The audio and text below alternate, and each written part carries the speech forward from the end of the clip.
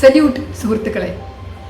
മനുഷ്യാവകാശങ്ങളിൽ ഒരുപാട് വിശ്വസിക്കുന്ന ഒരു വ്യക്തി എന്നുള്ള നിലയ്ക്ക് ഞാൻ ജില്ലകളിൽ SP ആയിട്ടിരിക്കുമ്പോൾ എൻ്റെ കീഴിലുള്ള ഒരു പോലീസ് സ്റ്റേഷനിലും ഒരു പോലീസ് ഓഫീസിലും ആളുകളെ ഉപദ്രവിക്കരുത്, പൊതുജനങ്ങളെ ഉപദ്രവിക്കരുത്, യാതൊരു തരത്തിലുള്ള മർദ്ദനമോ മൂന്നാം മുറയോ ഒന്നും പാടില്ല, മോശമായി സംസാരിക്കാൻ പാടില്ല, പരാതിക്കാരി വന്നു കഴിഞ്ഞാൽ ഇരിക്കാനുള്ള സംവിധാനം കൊടുക്കണം, അവർക്ക് വെള്ളം വേണോ എന്ന് ചോദിക്കണം, മാന്യമായി അവരോട് പെരുമാറണം എന്നൊക്കെയുള്ളൊരു ചട്ടങ്ങളും സർക്കുലറുകളും ഒക്കെ ഞാൻ നൽകിയിരുന്നു. ASP ട്രെയിനിങ് ആയിരുന്ന സമയത്ത് ഒരു ബാച്ച്മേറ്റ്, അദ്ദേഹം SHO ആയിട്ടിരുന്ന പോലീസ് സ്റ്റേഷനിൽ ഇതുപോലെ ഒരു ലോക്കപ്പ് മർദ്ദനം ഉണ്ടാവുകയും ആ പ്രതി മരണപ്പെടുകയും ചെയ്തപ്പോൾ അദ്ദേഹത്തിന് വരെ സസ്പെൻഷൻ ഉണ്ടായ ഒരു സംഭവമുണ്ട്. പിന്നെ അത് കഴിഞ്ഞിട്ട് പിന്നെ അതിൽ നിന്നൊക്കെ രക്ഷപ്പെട്ടു പോയി.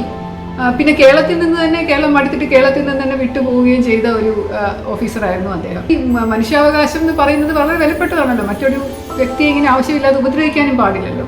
ശാസ്ത്രീയമായിട്ടുള്ള അന്വേഷണ മുറകളുള്ളപ്പോൾ നമ്മൾ മർദ്ദിച്ച ഒരു പ്രതിയെ കൊണ്ട് കുറ്റം സമ്മതിപ്പിക്കേണ്ട കാര്യമൊന്നുമില്ല.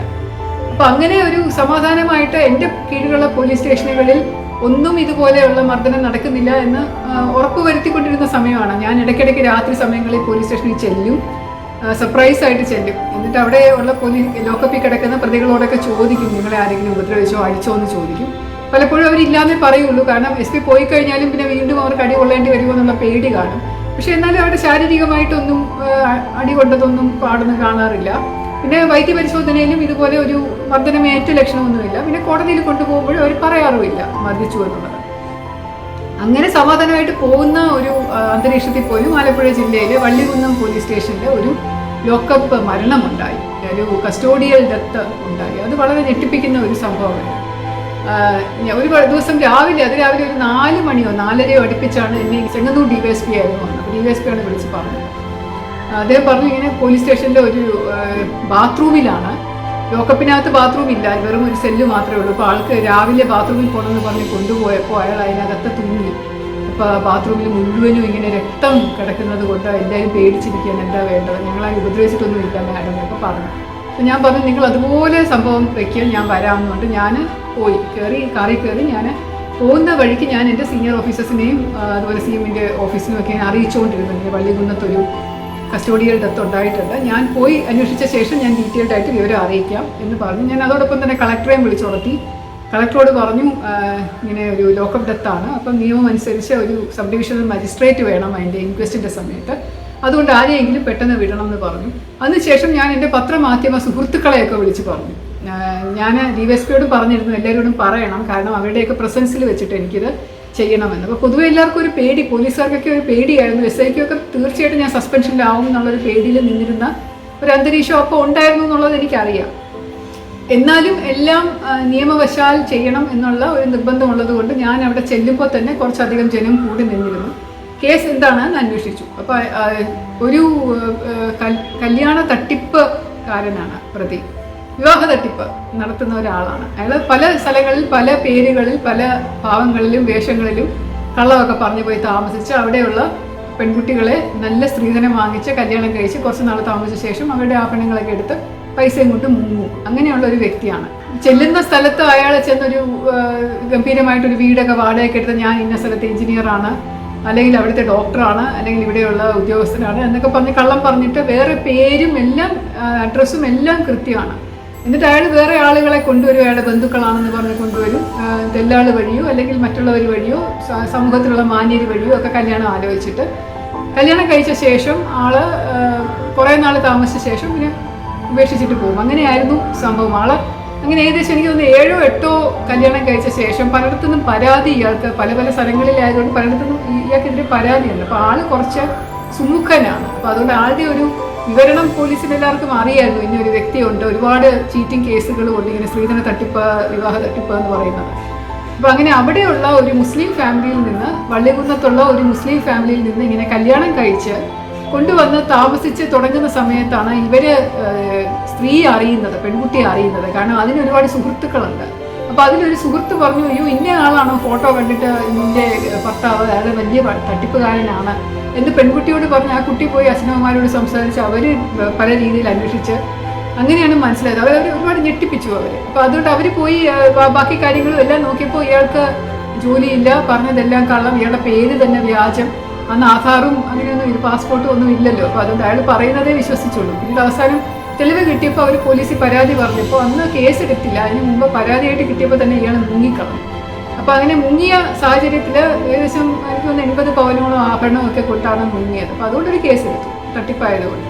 അപ്പോൾ കേസിൻ്റെ അന്വേഷണം മധ്യേ ഇയാളെ ഇവിടുന്ന് പൊക്കിയെടുത്ത് അറസ്റ്റ് ചെയ്ത് കൊണ്ടുവന്നതാണ്. അപ്പോൾ അറസ്റ്റ് ചെയ്ത് ഇയാളെ ഒരു ദിവസം ലോക്കപ്പിലിട്ട ശേഷം പിറ്റേ ദിവസം കോടതിയിൽ പ്രൊഡ്യൂസ് ചെയ്യാമെന്ന് വിചാരിച്ച് ചോദ്യം ചെയ്തുകൊണ്ടിരിക്കുകയാണ്. വേറെ എവിടെയൊക്കെ കേസുകളുണ്ട്, ഇന്ന കേസിൽ ഇയാൾ തന്നെയാണോ പ്രതി, മറ്റേ കേസിലേക്ക് പോലീസ് സ്റ്റേഷനിൽ വിളിച്ച് ചോദിക്കുമ്പോൾ ഏകദേശം ഇയാൾക്കെതിരെ ഒരു 12-13 കേസുകൾ അപ്പോഴേക്കും തെളിഞ്ഞു കഴിഞ്ഞിരുന്നു. അപ്പോൾ ഇയാളുടെ പ്രശ്നമുണ്ട് എന്നുള്ളത് മനസ്സിലായതുകൊണ്ട് ഇയാൾ ആകെപ്പാടെ പരിഭ്രാന്തനായിരുന്നു. അല്ലാതെ പോലീസ് ഉപദ്രവിച്ചിട്ടേ ഇല്ല, ഇയാളെ കയ്യാമം വെച്ചിട്ടേ ഉണ്ടായിരുന്നുള്ളൂ. അല്ലാതെ ഇയാളെ അടിച്ചിട്ടില്ല, മർദ്ദിച്ചിട്ടില്ല. കുറച്ച് വഴക്കൊക്കെ പറഞ്ഞിട്ടുണ്ടാവും, സത്യസന്ധമായിട്ട് കാര്യങ്ങൾ പറയാത്തതുകൊണ്ട് വഴക്ക് പറഞ്ഞു എന്നുള്ള മട്ടിലാണ് SIയും അവിടെയുള്ള പോലീസുകാരും ഒക്കെ പറഞ്ഞത്. ലോക്കപ്പിനകത്ത് നിന്ന് ഇയാൾ ബാത്റൂമിൽ പോകണമെന്ന് പറഞ്ഞിറങ്ങി പോലീസ് സ്റ്റേഷൻ്റെ പുറത്തായിട്ടുള്ള ഒരു ബാത്റൂമിലാണ് ഇയാൾ കയറി കഥ അടച്ചിട്ട് അയാളുടെ കൈലിയിലാണ് അവിടുത്തെ ഒരു ജനലിൽ കെട്ടി കഴുത്തിൽ കെട്ടിയിട്ട് തൂങ്ങി നിൽക്കുകയാണ്. അപ്പോൾ ഇതിനകത്ത് കാണുമ്പോൾ ആളുടെ നിപ്പ് തൂങ്ങി മരിച്ചു നിൽക്കുകയാണെന്നുള്ളത് കൃത്യമാണ്. പക്ഷെ കാരണം അയാളുടെ മുഖം കണ്ടാലും അയാളുടെ എക്സ്പ്രഷൻ കണ്ടാലും അറിയാം.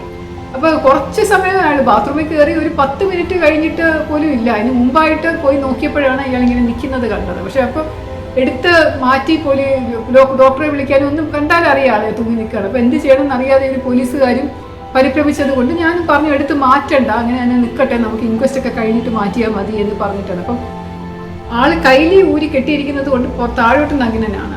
പിന്നെ ഷർട്ട് ഇട്ടിട്ടില്ലല്ലോ, നമ്മൾ ഷർട്ട് ഇടാനായിട്ട് സമ്മതിക്കുകയില്ല, കൈലി മാത്രം ഉടുക്കാനായിട്ട് സമ്മതിക്കുകയുള്ളൂ. പണ്ടൊക്കെ ഒരു ജെട്ടി മാത്രം ഇടാനായിട്ട് പറഞ്ഞപ്പോൾ ജെട്ടിയുടെ വാറഴിച്ച് അതിൻ്റെ നാട അതഴിച്ചിട്ട് അത് ലോക്കപ്പിൻ്റെ ഇതിൽ കെട്ടി രാത്രിയിൽ ഒരാൾ അങ്ങനെ തൂങ്ങി മരിച്ച ഒരു സംഭവമുണ്ട്. അപ്പോൾ അതുകൊണ്ട് അത് കൊടുക്കാറില്ല, നമ്മളൊരു കൈലി മാത്രം ഉടുക്കാനാണ് സമ്മതിക്കാറുള്ളത്. ശരീര പരിശോധനയൊക്കെ നടത്തുമല്ലോ. കയ്യിൽ എന്തെങ്കിലും ബ്ലേഡോ എന്തെങ്കിലും ഉണ്ടാവാതിരിക്കാനും എല്ലാം ശ്രദ്ധിച്ചുകൊണ്ടാണ് ആത്മഹത്യ ഉണ്ടാവരുത് എന്നുള്ള മട്ടിലാണ് ചെയ്യുന്നത്. പക്ഷെ എന്നാൽ ഇയാൾ കൈലി ഊരിയിട്ട് അത് ചെയ്ത് മരിച്ചിരിക്കുകയാണ്. പക്ഷെ ആളുടെ ശരീരം നിൽക്കുന്ന അവസ്ഥ എന്ന് പറയുന്നത് മുട്ട് നിലത്ത് കുത്തിയിട്ടുണ്ട്. കാരണം ജനലിൽ കെട്ടിയത് കൊണ്ട് അത് കൈലി വലിഞ്ഞ് വന്ന് കാല് മുട്ട് നിലത്ത് ഇരിക്കുന്ന മുട്ട് കുത്തി നിൽക്കുന്ന രീതിയിലാണ് അയാൾ നിൽക്കുന്നത്. കൂടാതെ അയാളുടെ പല സ്ഥലത്തു നിന്നും ഇങ്ങനെ ചോരയായിട്ട് പൊട്ടി രക്തം വരുന്നുണ്ട്. അയാളുടെ വെപ്രാളത്തിൽ കടിച്ചത് കൊണ്ട് വിളിക്കാതിരിക്കാൻ, ശബ്ദം ഉണ്ടാക്കാതിരിക്കാൻ നാവ് കടിച്ചിട്ടുണ്ടോ, ചുണ്ട് കടിച്ചിട്ടുണ്ടോ എന്നറിയില്ല. അവിടെയൊക്കെ പൊട്ടി ഇങ്ങനെ രക്തം ഒലിക്കുന്നുണ്ട്. കൂടാതെ താഴെ മുഴുവനും ഇങ്ങനെ രക്തം. അത് എനിക്ക് തോന്നുന്നു ജനനേന്ദ്രിയത്തിൽ കൂടെ എങ്ങാണ്ട് രക്തം പൊട്ടിയ, ചിലപ്പോൾ ആ പ്രഷർ വരുമ്പോൾ അങ്ങനെ സംഭവിക്കാറുണ്ട്. പല തൂങ്ങിവെള്ളത്തിൽ ഞാൻ കണ്ടിട്ടുണ്ട്. ലിംഗത്തിൽ നിന്ന് പൊട്ടി രക്തം വരുന്നത് കണ്ടിട്ടുണ്ട്. അപ്പോൾ അതുപോലെ അവിടെ നിന്ന് രക്തം വന്നിട്ടുണ്ടെന്ന് തോന്നുന്നു. ബാത്റൂമിൽ കട്ട കെട്ടി തളം കെട്ടി രക്തം നിൽക്കുകയാണ്. അതിന് ഞാനിവിടെ ചെല്ലുമ്പോഴേക്കും ശകലം ഇങ്ങനെ ഈച്ചകളും ഉറുമ്പുകളും ഒക്കെ അതിൻ്റെ ചുറ്റും ഇങ്ങനെ നിൽക്കുന്നുണ്ടായിരുന്നു. അപ്പോൾ ഞങ്ങളെല്ലാ പത്രക്കാരെയും വിളിച്ചത് കാണിച്ചു, സബ് ഡിവിഷൻ മജിസ്ട്രേറ്റിനെ കാണിച്ചു. സത്യസന്ധമായിട്ടത് സംഭവങ്ങളെല്ലാം വിവരിച്ചു. പിന്നെ ഞാൻ എല്ലാവരും വിളിച്ച് ഇതാണ് സംഭവം, ഇങ്ങനെ ഫോട്ടോസ് എടുത്തു, ഡോക്ടർമാരെ വിളിപ്പിച്ചു, അങ്ങനെ എല്ലാം ചെയ്ത് SI ഒരുപാട് സമാധാനിപ്പിച്ചു. SIക്ക് നല്ല പേടിയുണ്ടായിരുന്നു, അയാൾ സസ്പെൻഷനിലാവും, അയാൾക്കൊന്നും മുന്നോട്ട് പോകാനായിട്ട് പറ്റില്ല. അയാൾക്ക് ഒരുപാട് പ്രാരാബ്ധമൊക്കെ ഉള്ള ഒരു കുടുംബത്തിലെ ഉള്ള ഒരാളായിരുന്നു. പക്ഷെ എന്നാലും അയാളെയൊക്കെ സമാധാനിപ്പിച്ചു. അവസാനം ഒരു പൂർണ്ണ റിപ്പോർട്ട് എഴുതി സബ് ഡിവിഷൻ മജിസ്ട്രേറ്റിൻ്റെ റിപ്പോർട്ടൊക്കെ എഴുതി കൊടുത്തതുകൊണ്ട് ആർക്കും ഒരു കുഴപ്പവും ഉണ്ടായില്ല. അതായത് ഒരു ലോക്കപ്പ് ഡെത്ത് ഉണ്ടായ ഒരു സംഭവം നടന്നിട്ടും അതിനെതിരെ ഒരു ജുഡീഷ്യൽ അന്വേഷണം, ഒരു മജിസ്ട്രേറ്റ് അന്വേഷണം ഒന്നും ഉണ്ടായില്ല. ആർക്കും, ഒരു പോലീസുകാരനെ പോലും സസ്പെൻഷൻ ഉണ്ടായിട്ടില്ല.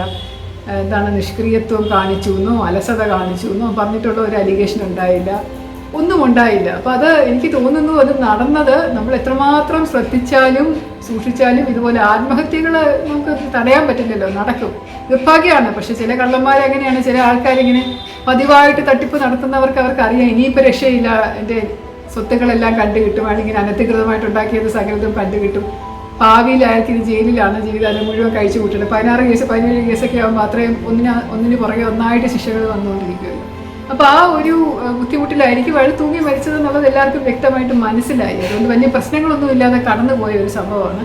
പക്ഷേ ഇതുപോലെയുള്ള വലിയ വലിയ സംഭവങ്ങൾ ഉണ്ടായിട്ടും ഒരു ബുദ്ധിമുട്ടും ഇല്ലാതെ പോയിട്ടുള്ള ഒരു കാലഘട്ടമായിരുന്നു ആ ആലപ്പുഴ SP ആയിട്ടുള്ള ഒരു കാലഘട്ടം.